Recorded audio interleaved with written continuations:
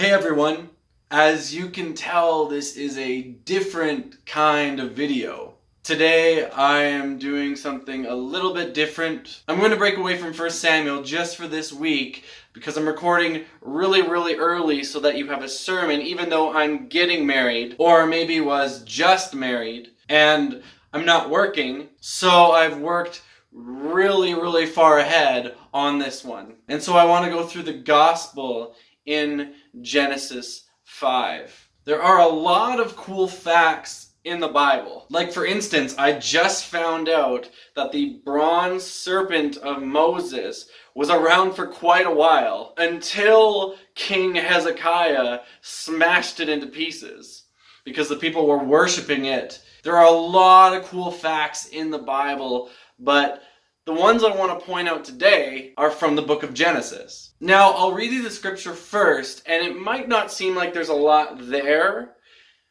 but there's a lot to uncover about this passage. So let's get into it. This is the book of the generations of Adam.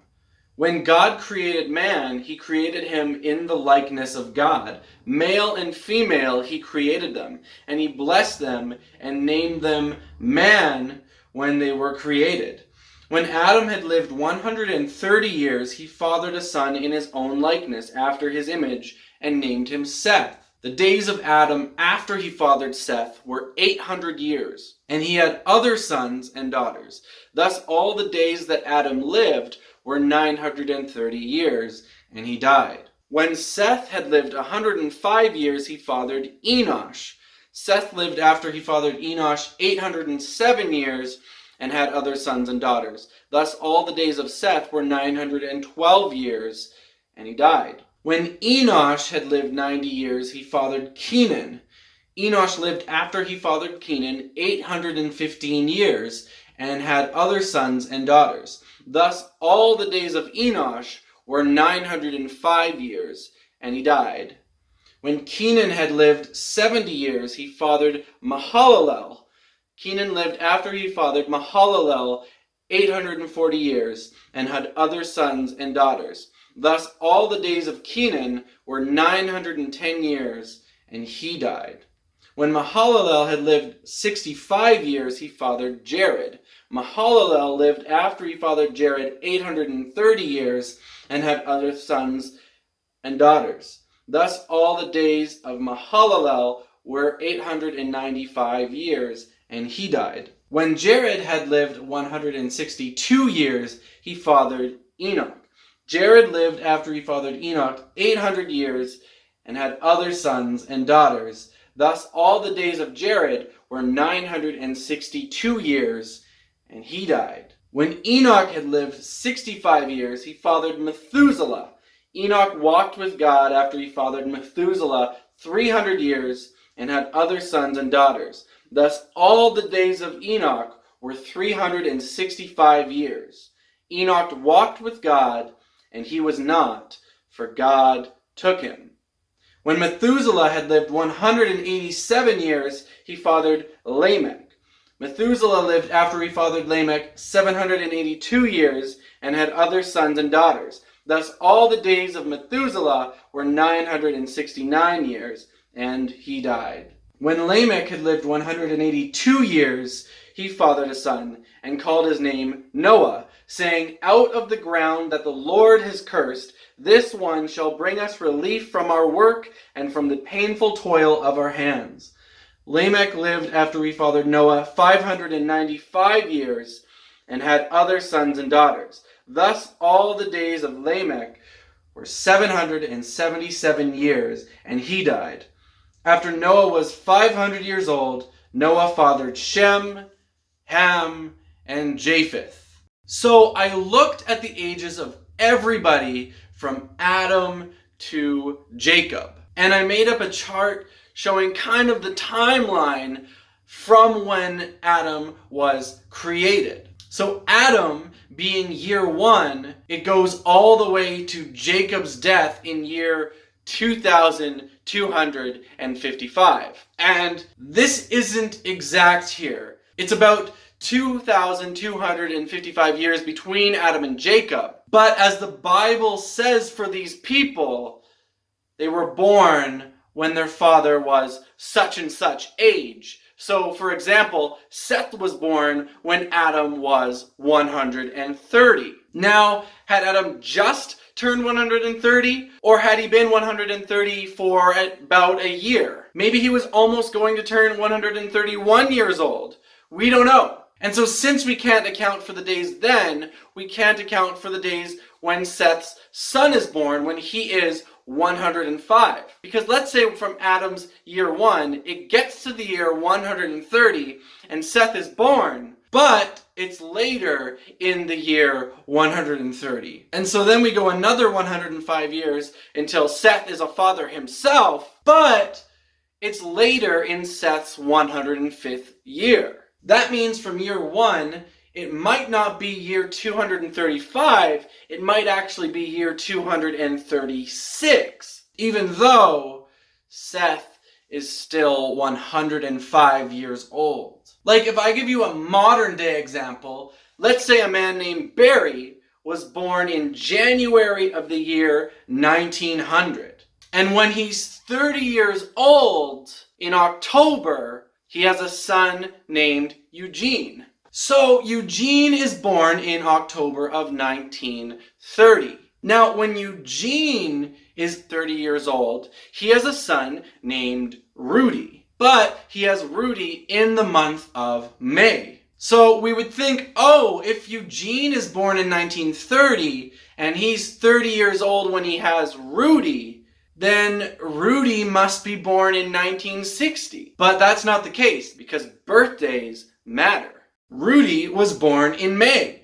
And because Eugene was born in October of 1930, in May 1960, he was still 29 years old. It wasn't October yet. So when he was 30 in May, it would have had to have been 1961. So Barry was born in 1900. He had Eugene when he was 30 in 1930. And when Eugene was 30, he also had Rudy. But it was in 1961 because of when their birthdays were. And so even through from 1900, it's age 30 and then age 30, it's still 1961. And so you can see, without having Seth's birthday or Enosh's birthday or their descendants' birthdays, the years can get a bit off. So when I tell you about the different years that I'm talking about, they're only approximate. They're not exact, but they're close. So there are approximately 2,255 years between God creating Adam and Jacob dying, based on the information that we have in Genesis about how old people were when they died and how old they were when they had the son that is mentioned. And when you look at this information, there are some fascinating things. Most obvious, I'm sure, is how long people live. At first, we see that Adam lives for 930 years. That's unheard of in today's world. In today's world, the oldest verified person passed away in 1997. She lived to be 122 years old. I'm not sure what she might have been thinking back when she turned 100 in 1975, but I'm sure it wasn't, I've got 22 years left to live. And it's crazy to think too, for myself, that I started pastoring here at the age of 22. So the entire time of my life before becoming a pastor, she lived after she turned 100. That's crazy to me. 122 years is a long time to live. There are people who have claimed to be older. I read 146 for one man, but that's not official. Either way, even that is nothing compared to 930. And Adam at 930 is not even the oldest one mentioned in the Bible. Methuselah at 969 years old is the oldest. He was 31 years away from a millennium. If Methuselah were alive in this day and age, and this year, 2020, was his last year, and he had the same amount of time to live, he would have been born in 10 51. That's a long time ago. He would have been around for so much history. The Crusades, Genghis Khan's empire, the bubonic plague, the Renaissance, the discovery of the West, the French Revolution, World War I and II. He would have seen so many inventions, from the printing press to airplanes to today's technology with the internet. He would have seen so much. 969 years is a long time. Now, let's look at this chart again, which almost looks like North America and South America. Methuselah would be Mexico.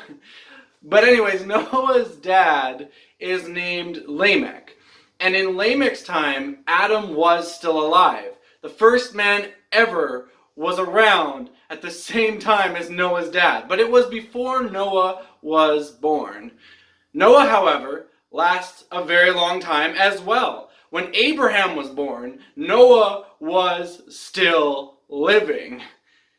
Now, I don't know if Noah or Abraham ever actually met. We don't know. But it is cool to think that he was still around on the earth when Abraham was. And honestly, he was alive for a while. So if Adam was year 1, Abraham was approximately born in year 1948. And Noah died in approximately the year 2006. So when Noah died, Abraham was around the age of 58. And Noah was 950 when he died. So yeah, that's a long time. So between Adam's creation and Noah's death, there was about 2,000 years. Approximately 2006. You remember the year 2006? That's a long time away from when Jesus was around, right? So from Jesus' time to nowadays, that's pretty close to being from the beginning of Adam to the end of Noah, where you would find a middle-aged Abraham. So you can look at it now like from Adam to Abraham, that's kind of like from Jesus to us. But in that time, as you can see again on the graph, people's lifespans become shorter and shorter after the flood. Noah, who lived 950 years, has a son named Shem. And he only lives 600 years. And he outlasts almost everyone. He even outlasts Abraham. Shem's son is Arpachshad, who lives 438 years. His son is Shelah, who lives 433 years. His son is Eber, who lives 464 years. So Eber is a little bit of an exception. And actually, another crazy fact is that Eber is the only one, the only descendant from the list that I'm going by until we get to Ishmael and Isaac, that Shem does not outlive. Shem outlives everyone else. So Eber's son, Peleg, lives 239 years. We're in the 200s now. Shem outlives him. Peleg's son, Reu, also lives 239 years. Shem outlives him. Reu's son, Serug, lives to be 230 years old. Shem outlives him. Serug's son, Nahor, lives 148 years. Shem outlives him. Nahor's son, Terah, kind of breaks the order again by living to 205, but Shem still outlives him. And Terah is Abraham's dad, and Abraham lives to be 175. And as we've said, Shem outlives him. Shem is Abraham's great-great-great-great-great-great-grandfather. Shem outlives all those generations except for Eber. And he only lived 600 years. Compared to Adam and Noah, that's nothing. But that's how it was when people began to live shorter lives, when the lifespans began to decrease. Now, what I really want to point out today is the first 1,000 years, or a little bit more, because we're going to include Noah. So this is before the flood, the time all before the flood. Noah was born approximately around the year 1056, which again is according to Adam being year 1. So the first 1056-ish years, that's what Genesis 5 covers. Now, let's give you a list of names here in order. We have Adam, Seth, Enosh, Kenan, Mahalalel, Jared, Enoch, Methuselah, Lamech, and Noah. Now, ever since Adam and Eve sinned in the garden, there's been this plan in place. And we see how it's prophesied that Jesus would conquer Satan in Genesis 3 when God says, I will put enmity between you and the woman, and between your offspring and her offspring. He shall bruise your head, and you shall bruise his heel. So that's talking about Jesus, who is born of the Virgin Mary. He's the seed of the woman, overcoming Satan. Then we get to the part in Genesis 5 about the names, because names have meanings. And so let's see what the names of the men from generation to generation in Genesis 5 mean. First we have Adam, and Adam means man. Then we have Seth, which means appointed. His son is Enosh, which means mortal. And his name actually comes from the word Enash, which means to be incurable. Then we have Kenan, which means sorrow. Then we have Mahalalel, and El usually means God. So Mahalalel, which has El on the end, has something to do with God. Mahalalel altogether means blessed God. Then we have Jared, which means shall come down. His son is Enoch, the one who walked with God and then was no more. His name means teaching or commencement. Then we have Methuselah, and Muth means death, and then Shalak means to bring. So one can look at this and think, oh, it must mean to bring forth death. But actually, it means his death shall bring, which seems like it's talking about the flood. And if my years are in line, Methuselah dies the same year as the flood begins. So does that mean once he dies, there's a flood? His death shall bring the flood? That is definitely a possibility.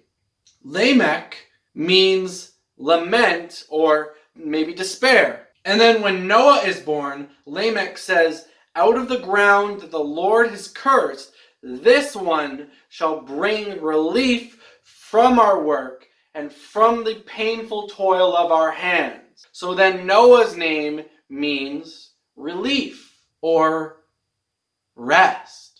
So let's go through them all together. Adam means man. Seth means appointed. Enosh means mortal. Kenan means sorrow. Mahalalel means blessed God. Jared means shall come down. Enoch means teaching. Methuselah means his death will bring. Lamech means despairing. And Noah means rest. So I'm going to quote Chuck Missler here because he's kind of put all these names together. He says, man is appointed mortal sorrow, but the blessed God shall come down, teaching that his death shall bring the despairing rest. Man is appointed mortal sorrow, but the blessed God shall come down, teaching that his death shall bring the despairing rest. Which of course points once again, like the entire Bible, to Jesus. You can even find something pointing to Jesus in the genealogy of Genesis 5. Because man sinned, he and his descendants were appointed mortal sorrow. So man became mortal and also full of sorrow, full of despair, full of lamenting. A punishment was given to them, to all of us humans, because we descend from Adam and his descendants. That was death. That's the punishment. Death. All because Adam, man, sinned. However, the blessed God came down as human, being born of that Virgin Mary, and he was called Jesus. He taught that his death shall bring the despairing, those who lament, those who recognize they are sinners and are not happy about it, relief, rest. So in Genesis 3, we see that Jesus will overcome Satan. And in Genesis 5, if we look at the meanings of the names, we see that Jesus will come to earth and teach how his death will bring us rest. The entire Bible points to Jesus, and it starts in Genesis.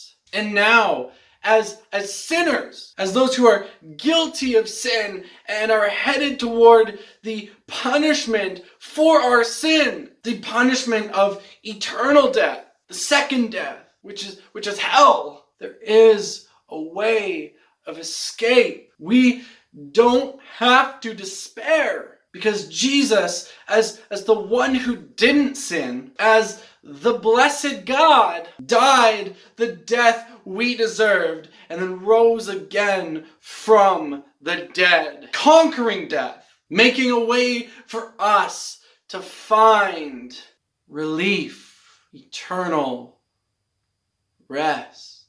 He made a way for us to be forgiven of sins and to be saved from hell. He made a way for us to be allowed into heaven. And what did he teach about that? I'll read it from the King James because that's how I remember it best. Talking to Nicodemus, Jesus says, "For God so loved the world that he gave his only begotten Son, that whosoever believeth in him should not perish, but have everlasting life." Believeth, believes. Whosoever believes in Jesus and what he's done should not perish, but have everlasting life, eternal rest. Man is appointed mortal sorrow, but the blessed God shall come down, teaching that his death shall bring the despairing rest.